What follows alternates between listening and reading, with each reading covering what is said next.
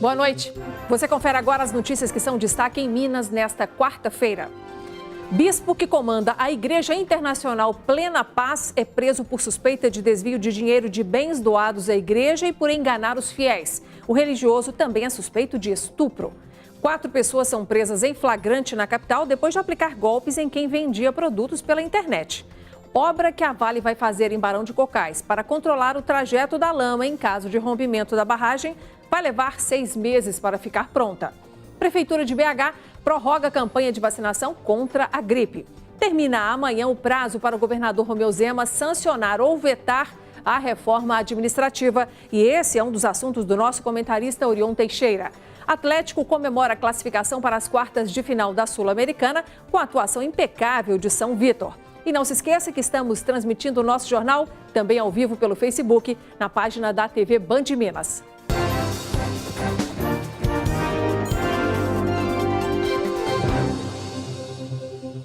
A Polícia Civil de Minas prendeu 5 pessoas, entre elas um bispo, que também é o presidente da Igreja Internacional Plena Paz, e todos suspeitos de integrar uma quadrilha responsável por desviar dinheiro e bens doados à igreja e ainda por enganar os fiéis. Segundo as investigações, o bispo também é suspeito de estuprar uma mulher, de obrigá-la a abortar e ainda comer o feto. O bispo preso pela Polícia Mineira estava em Goiás e, quando soube do mandado de prisão, tentou fugir para Brasília. Marco Aurélio de Freitas Melo, de 42 anos, é presidente da Igreja Internacional Plena Paz e foi pego junto com a esposa.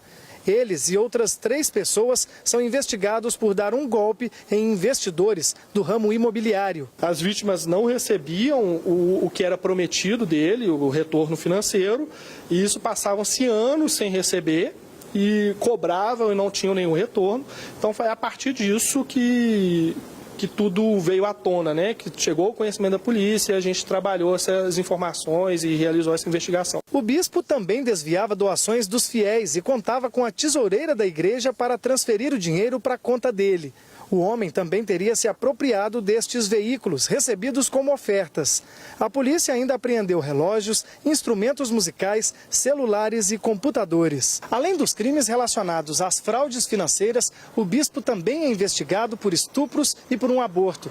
As vítimas seriam mulheres que frequentavam a igreja. De acordo com a polícia, os crimes sexuais eram praticados durante os atendimentos espirituais feitos pelo pastor. Uma das vítimas patrimoniais, dessas questões de dinheiro, nos relatou que teve um envolvimento amoroso com o bispo, e no curso desse relacionamento ela relatou ao bispo num episódio que tinha ficado grávida. Ele então sugeriu a ela que tomasse um abortivo. A vítima nos relata que ele obrigou ela a ingerir ali, comer os restos do que foi abortado, né? E logo em seguida, após ela até limpar também, ele exigiu que ela limpasse ali o material, né? Ele teria estuprado ela via anal. Esses 2 atos relata a vítima que era como uma questão de correção dela, de que ela não deveria ter ficado grávida nesse período. Até o momento, cerca de 10 pessoas foram ouvidas pelos crimes financeiros e 4 pelos sexuais. A polícia acredita que há outras vítimas, mas ainda não denunciaram por medo do pastor. O jornalismo da Band teve acesso a um áudio enviado pelo líder religioso, intimidando membros da igreja para arrecadar mais. Olha o espírito que você pede. Pô, espírito de derrota, desgraçado. Cadê as ofertas, pastor Renato? Não é na oferta que nós vamos fazer isso, pastor Renato? Cadê a oferta, pastor Washington? A pessoa não tem que entregar assinado? Não é, ô pastor Leandro? Não tem que entregar assinado? Eu quero ver vocês arrumar essa bagunça. Os policiais acreditam que o pastor já tenha criado um patrimônio de mais de 2 milhões de reais. Com a divulgação das denúncias, os investigadores esperam que mais vítimas apareçam. Uma mulher de 50 anos de idade escapou da morte após ser jogada dentro de uma cisterna. A profundidade do fosso é de cerca de 25 metros, próximo à altura de um prédio de 8 andares. A PM acredita que foi tentativa de feminicídio e que o principal suspeito seja o namorado da vítima, que foi preso. A mulher foi retirada do fosso com a ajuda dos bombeiros. Ela sofreu um corte na cabeça e apresentou dores no tórax, sendo encaminhada para a Santa Casa de Montes Claros.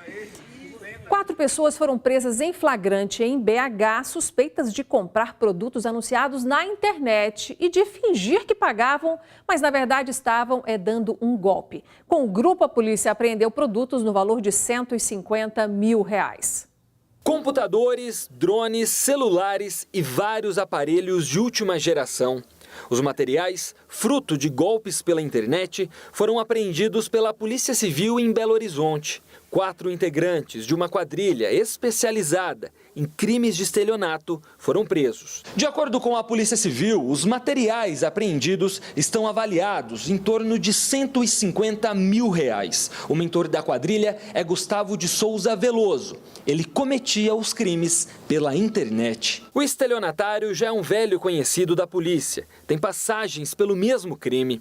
Nos últimos meses, intensificou os golpes. Na quadrilha, comandada por Gustavo, cada integrante tinha sua função definida. Foi identificado que uma das pessoas fornecia o endereço para ela, para que os objetos fossem entregues. Algum estelionatário participava do crime fornecendo nomes falsos e para que tudo desse certo, eles faziam um falso depósito. O estelionatário fornecia um endereço de um terceiro, o bem era entregue nesse endereço.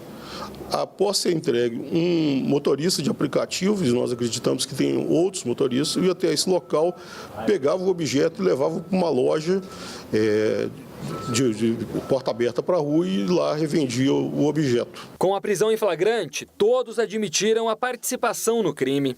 O uso de falsos depósitos tem se tornado uma prática recorrente. Por isso, o delegado responsável pelo caso lembra que cuidados são importantes na hora de vender algo na internet.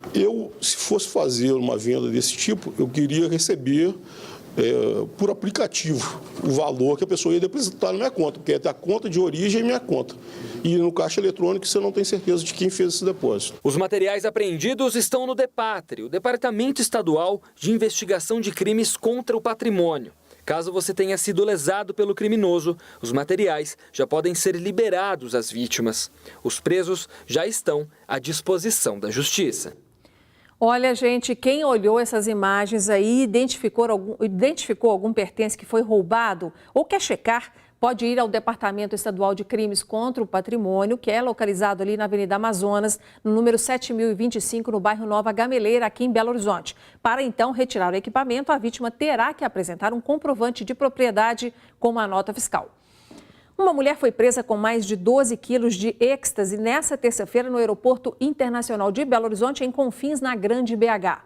A suspeita vinha de Bruxelas, na Bélgica, com destino ao Rio de Janeiro, e ao passar com a mala pelo raio-x foi detectada a droga no fundo falso ali da mala. Também foram apreendidas várias moedas estrangeiras. A mulher pode pegar até 25 anos de prisão. E foi divulgado hoje o laudo sobre o acidente com o avião da Boeing da Latam, em dezembro do ano passado, lá no Aeroporto Internacional de Belo Horizonte.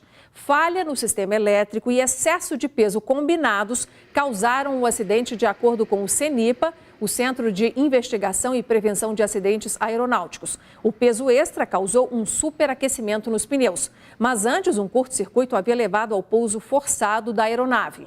O CENIPA classificou o acidente como grave. O avião transportava 339 passageiros e ninguém ficou ferido. A ANAC, a Agência Nacional de Aviação Civil, disse que está aguardando o término das investigações para definir se haverá alguma punição à Latam. Está preso o homem suspeito de estuprar uma adolescente em uma fazenda na zona rural de Uberlândia, no Triângulo Mineiro, quando ela estava com um filho de 2 anos. Segundo a PM, a moça foi subornada para não denunciar. Uma adolescente de 17 anos que mora na zona rural de Uberlândia, na saída para o município de Prata, foi vítima de um estupro. No momento do abuso, ela estava com o filho de 2 anos. A adolescente brigou com o marido, pegou o filho de 2 anos e foi para a estrada da fazenda procurar uma carona para vir para Uberlândia. Uma mulher que trabalha em uma propriedade rural vizinha ofereceu o transporte, mas disse que antes precisaria terminar um serviço. Ela saiu e voltou com o homem, ele que daria essa carona. O suspeito levou a menor até a porteira da fazenda onde ele trabalha. Lá, pegou a criança do colo da mãe e foi para a casa dele. E foi nessa residência que teria acontecido o abuso. Chegando lá, ele me deu um tapa e eu cheguei para frente. Nessa hora ele fechou a porta e trancou, já querendo fazer as coisas comigo. Me jogou na cama. Foi assim que ele me abusou. Após o ato sexual, o homem ainda ofereceu dinheiro para a menor, em troca do silêncio. A adolescente foi encaminhada para uma unidade de saúde, onde recebeu um coquetel de medicamentos para evitar doenças. E agora pede que a justiça seja feita. Se Deus quiser, ele vai ter o que ele merece. O advogado de defesa do suspeito, Vitor Ganem, disse que o cliente confirmou o interesse em ter relação sexual com o adolescente, mas que o ato não foi consumado porque a menina estaria menstruada e que ela é quem pediu dinheiro, e o suspeito disse que só daria com a condição deles ficarem juntos. A Prefeitura de Belo Horizonte prorrogou a campanha de vacinação contra a gripe por mais uma semana para tentar alcançar 90% do público-alvo. A Carolina não deixou para a última hora. Trouxe o filho, Marcelo, de apenas 1 aninho, para vacinar contra a gripe. Trouxe ele para vacinar porque eu acho super importante, né? Prevenir doença, né? Para ele ter saúde. É importante prevenir, né? A dona Marlene também aproveitou a manhã desta quarta-feira para deixar a caderneta de vacinação em dia. Eu acho que gripe é uma coisa intolerável. Mas a adesão à vacina contra a gripe está abaixo do ideal aqui em Belo Horizonte. Por enquanto, 79% das pessoas que fazem parte de algum grupo prioritário foram vacinadas. Mas segundo o Ministério da Saúde, o ideal é 90%. Por isso, a campanha, que terminaria nesta sexta-feira, foi prorrogada até o dia 7 de junho. O município definiu dar mais uma semana para que essa população que ainda não se vacinou procure uma unidade e se vacine. Os grupos com menor adesão são o de crianças de 2 a 4 anos, com pouco mais de 54%, e de crianças de 5 anos de idade. O índice não chega a 60%. Neste ano, a vacina protege contra 3 vírus. Um deles é o H1N1. Belo Horizonte já registrou em 2019 3 mortes decorrentes da doença. A população acima de 40, todos foram acima de 40 anos de idade, né? E o ano passado nós tivemos mais a circulação do H3N2. Então todos esses 2 vírus estão na composição da vacina. A forma de se proteger é vacinando. Com a campanha estendida, a expectativa é que o município atinja os 90% de imunização. A vacina está disponível em 152 centros de saúde. O Praia Clube em Uberlândia, no Triângulo Mineiro, foi fechado depois que 12 macacos foram encontrados mortos no local. Os animais estavam na área do bosque. 11 deles foram encaminhados ao governo do estado e vão passar por exames para detectar se a causa da morte foi febre amarela. Um estava em avançado estado de decomposição. Um posto de vacinação contra a doença será instalado ali na praça em frente ao clube. Lembrando que os macacos, gente, não são transmissores da febre amarela. Eles são vítimas, assim como nós, seres humanos.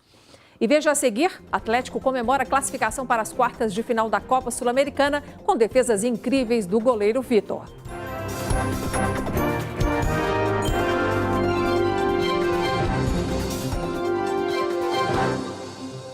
Chegou o momento da nossa resenha semanal sobre política com o comentarista mais bem informado da TV Mineira, o Orion Teixeira. Boa noite, Orion. Boa noite, Inácia. Boa noite a todos. Vamos então para o nosso primeiro assunto, que é o seguinte: é o bloqueio de 128 milhões de reais nas contas do deputado federal Aécio Neves, do PSDB, que foi feito nesta terça-feira pela Justiça Paulista a pedido do Ministério Público de São Paulo. Essa decisão está atrelada ao processo que investiga o político mineiro por pagamentos feitos pelo Grupo JF.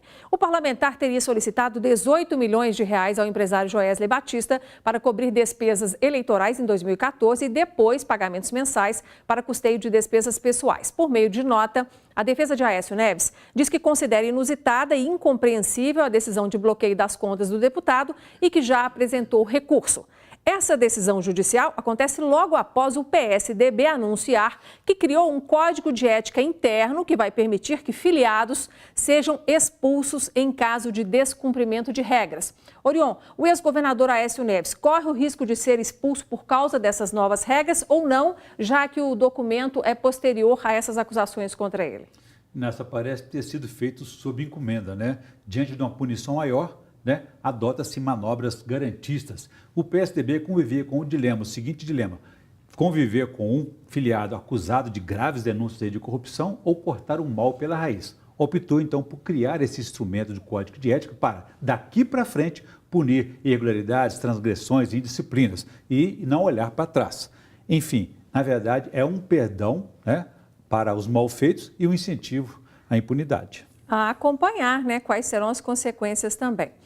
Termina amanhã o prazo legal para o governador Romeu Zema, do Partido Novo, sancionar ou vetar a reforma administrativa que foi aprovada pelos deputados estaduais, mudando bastante o texto original que já havia sido enviado pela equipe do governo. Orion, dá para a gente apostar aí que vai realmente ser sancionada, que seria o caminho lógico, né? Deve ser uma sanção parcial. Ele deve vetar o fim do pagamento dos jetons aos secretários adjuntos que participam dos conselhos de estatais de empresas públicas como forma de engordar os salários de R$ 8.000 que eles consideram pouco atraentes. Então, o governador deverá adotar essa medida, contrariando aquilo que ele disse na campanha de que seria uma prática condenável. Vai precisar do apoio da Assembleia para não derrubar o seu próprio veto e ganhar um tempo aí para, depois de ajustar as contas públicas, acabar com o parcelamento do salário dos servidores, aí sim aumentar os salários dos secretários. Para isso vai precisar do apoio da Assembleia e a compreensão dos deputados. Agora uma dúvida, se houver algum veto da parte dele, a Assembleia pode recorrer de alguma forma, não? A Assembleia pode derrubar o veto dele, o que seria mais uma crise política, mais dificuldades de operacionalizar essa situação. Então a tendência é que, havendo um veto, fique por aí mesmo. Havendo o veto, ele pode negociar com a Assembleia enquanto ela vai analisar esse veto dela, buscar o diálogo com a Assembleia, fazê-la entender que ele precisa de um prazo para ajustar as contas dele até que ele resolva o problema dos salários dos secretários que eles consideram baixos. Tá certo. E ainda falando do governador Romeu Zema, em evento oficial realizado na última segunda-feira, quando o Estado entregou viaturas aí para o Corpo de Bombeiros na cidade administrativa, Zema admitiu que tem mantido uma certa distância da Assembleia e justificou que fez isso porque ele estava colocando em ordem a gestão, mas que agora ele vai se envolver mais nas negociações com os políticos. Orion, essa meia-culpa e essa confissão ajuda na relação com a Assembleia? Mais ajuda do que atrapalha, porque ele precisa fazer sim a interlocução com os deputados estaduais, com o judiciário e com a sociedade. Um governador tem poderes e responsabilidades, mas ele não pode fazer tudo sozinho não. Cada um tem o seu papel na administração estadual de acordo com a Constituição e o sistema de equilíbrio entre os poderes. Rapidinho, nosso último assunto. Para encerrar aqui com o Orion, a gente faz agora um balanço do significado das manifestações ocorridas no último domingo aqui em Belo Horizonte, mas também por todo o país, a favor do presidente Jair Bolsonaro e das reformas. Destaque para a quantidade de faixas mencionando a reforma da Previdência e o pacote de leis anticorrupção. Orion, avalia para a gente o significado, o que aconteceu de importante e a repercussão disso. Os recados foram dados. Os manifestantes foram às ruas para manifestar, reafirmar o apoio ao presidente Jair Bolsonaro, que tem sofrido sucessivas derrotas aí no Congresso Nacional, tem tido dificuldades políticas nesse sentido e também com a perda de popularidade dele nas pesquisas. Agora, outros recados não foram compreendidos pelos políticos, tanto é que o Congresso Nacional, com a anuência do presidente Jair Bolsonaro, aprovou a reforma administrativa dele, reduzindo de 29 para 22 o número de ministérios, mas rejeitou a manutenção do COAF, o Conselho de Controle das Atividades Financeiras, junto ao Ministério do Sérgio Moro, que poderia combater aí o crime organizado. Tá certo, semana que vem tem mais, você volta. Obrigada, Orion. Com certeza, um prazer, boa noite. O goleiro Vitor colocou um paredão na frente dos jogadores do time chileno Unión La Calera e nenhum dos 3 pênaltis batidos tocou na rede ontem à noite no Independência, garantindo a classificação do Galo para as quartas de final da Copa Sul-Americana. Os atleticanos entraram em campo precisando da vitória e foram para cima nos primeiros minutos. Luan cruza rasteiro da direita e Ricardo Oliveira se antecipa para desviar. Numa cobrança de falta, Casares cruza e Igor Rabelo cabeceia rente à trave. A equipe do La Calera é muito boa. A gente sabia da dificuldade. O segundo tempo também começou morno. O Atlético chegava bem mais que o Unión La Calera, como nesse lance do Alejandro pela esquerda. O atacante cruzou, mas Xará se atrapalhou com o zagueiro e a bola se perdeu na área. Mas no minuto seguinte, o Galo faria o gol que levaria a decisão para os pênaltis. O menino Alejandro não desperdiçou. Como o primeiro jogo havia ficado 1-0 para a equipe chilena, este resultado levaria a partida para os pênaltis. Mas o que muitos não sabiam é que a torcida atleticana tem um santo particular. Nas cobranças de penalidades, São Vítor entra em cena. Ele pega 1, 2, 3 pênaltis. Enquanto isso, Fábio Santos, Luan e Leonardo Silva marcam para o Galo. Fim das cobranças, Atlético 3, União La Calera 0. Algo inédito na minha carreira, né? Coisa que até então nunca tinha vivenciado. Feliz, né, por poder viver mais uma noite inesquecível aqui no Independência e conseguir levar o Atlético juntamente com a equipe, com a torcida, né, às quartas de final aí da Sul-Americana, que é um campeonato que ganhou muita importância aqui pra gente. Com o resultado, o Galo segue firme na Sul-Americana. Acredito que a gente tinha até chances de sair daqui com a classificação, nem precisava ir para os pênaltis. Mas acredito que foi uma noite especial onde a estrela do Vítor tinha que brilhar, né? Foi onde a gente teve que ir para as penalidades máximas para ir mostrar mais uma vez o trabalho do quanto ele é importante e quanto ele representa não só para o Atlético Mineiro, mas para o futebol, para o esporte, né? Quanto vale a pena um clube ter um profissional dessa altura. No próximo bloco, obra para contenção de rejeitos em caso de rompimento de barragem em Barão de Cocais vai levar 6 meses para ficar pronta.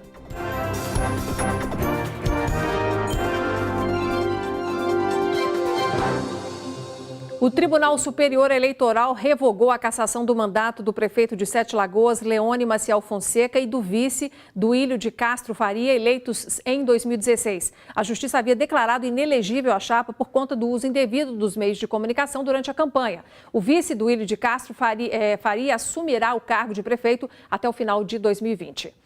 A gente fala agora da situação em Barão de Cocais. A Vale planeja construir muros de contenção para desviar a lama em caso de rompimento da barragem, mas essa barreira só deve ficar pronta daqui a 6 meses. Além disso, agora há o risco de colocar operários ali no possível caminho da lama de rejeitos. A grande questão é o tempo. Como nada foi feito antes, quando o risco era menor, agora a situação está cada vez mais difícil. Desde 21 de março, o Ministério do Trabalho proibiu operários na barragem. E qualquer solução proposta envolve trabalhadores na rota da lama em caso de rompimento. A Vale afirma que tem um plano de ação. Este engenheiro da Agência Nacional de Mineração, responsável pela segurança de barragens, acompanha as obras emergenciais da mineradora, que devem ser concluídas só em novembro. Uma delas é a abertura de um desvio do curso da lama. Caso venham romper essa barragem, cerca de 30%, de acordo com o cálculo deles, da lama entraria nesse desvio e entraria no remanso, né? A lama ficaria aprisionada naquele local. Os outros 70%, eles tentam fazer um bloqueio desse caminhamento dessa lama.